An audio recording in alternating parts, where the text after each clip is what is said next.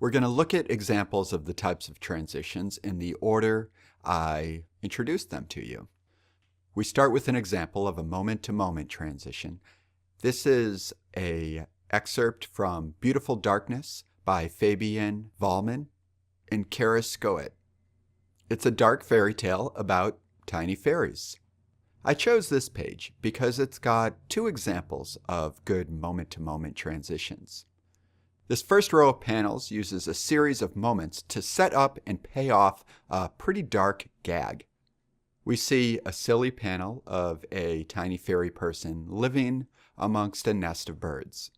The mama bird goes to feed her unusual child, and it goes disgustingly wrong. The third panel in the sequence doubles as a reaction beat in the progression of the gag, but it's also a way to indulge the grossness of the reality of this world. The next row of panels uses moment-to-moment transitions in a pretty similar way.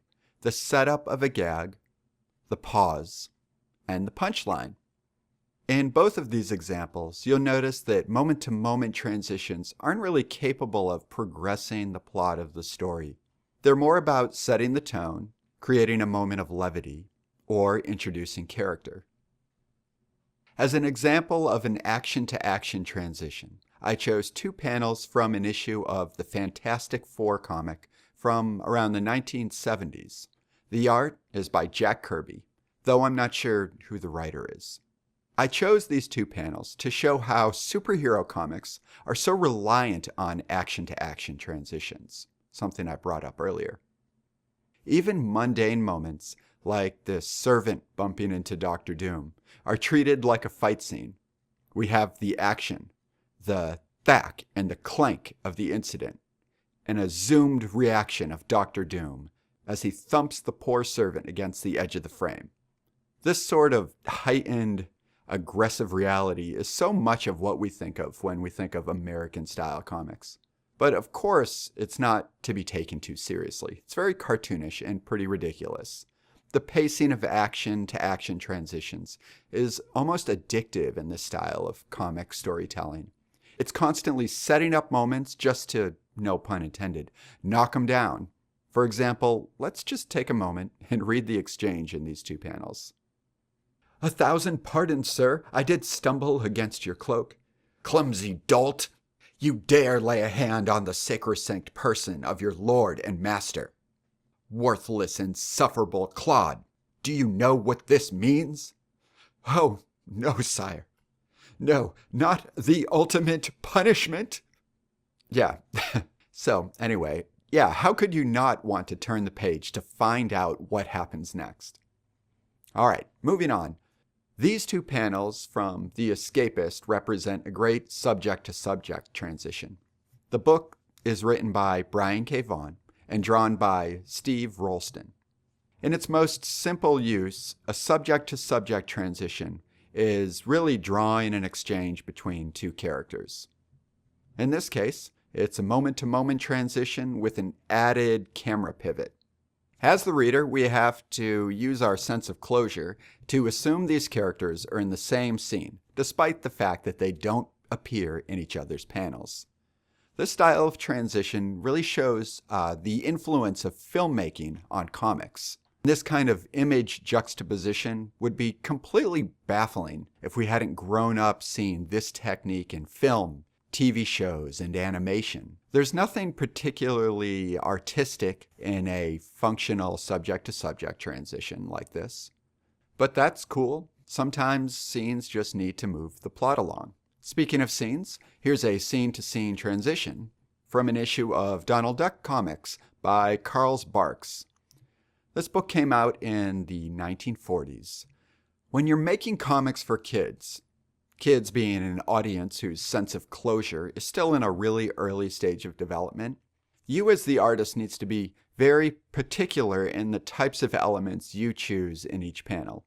Notice how the last line in the panel is, "Let's go," and the next panel starts with a narrative caption that says, "Soon," which answers any question a kid might have of how much time has passed.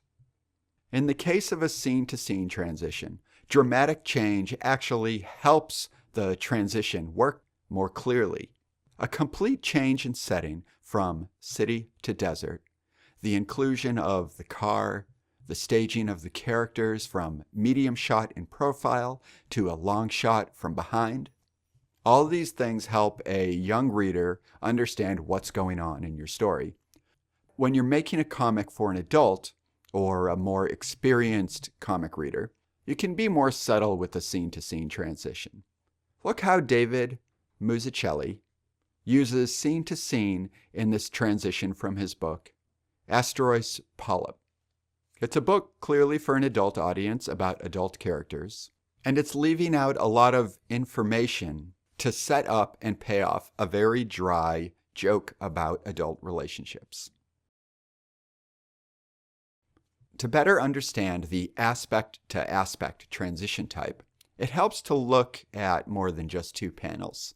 So here's a full-page excerpt from a book called Lucas by the Italian comic artist Andrea Borgioli.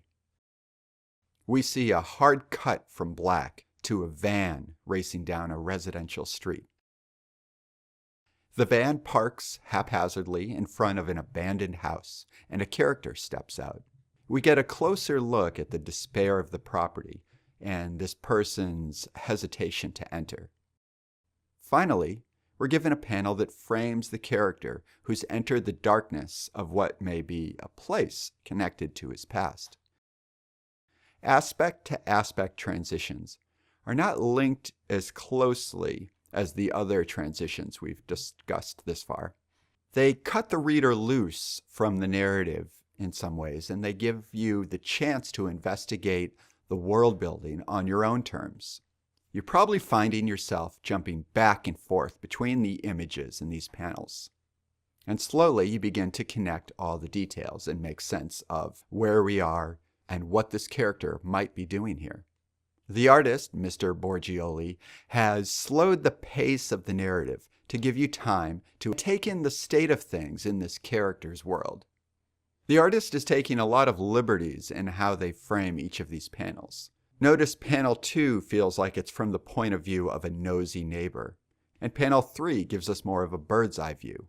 Panel 4 is a centered mid-shot, and panel 5 is a dramatic angled close-up. This is one of the big differences between a comic strip and a comic book or graphic novel. In a short comic strip, you don't have much use for an aspect-to-aspect transition. But if you're telling a longer form narrative, you'll need transitions like this to help keep the reader engaged and asking questions.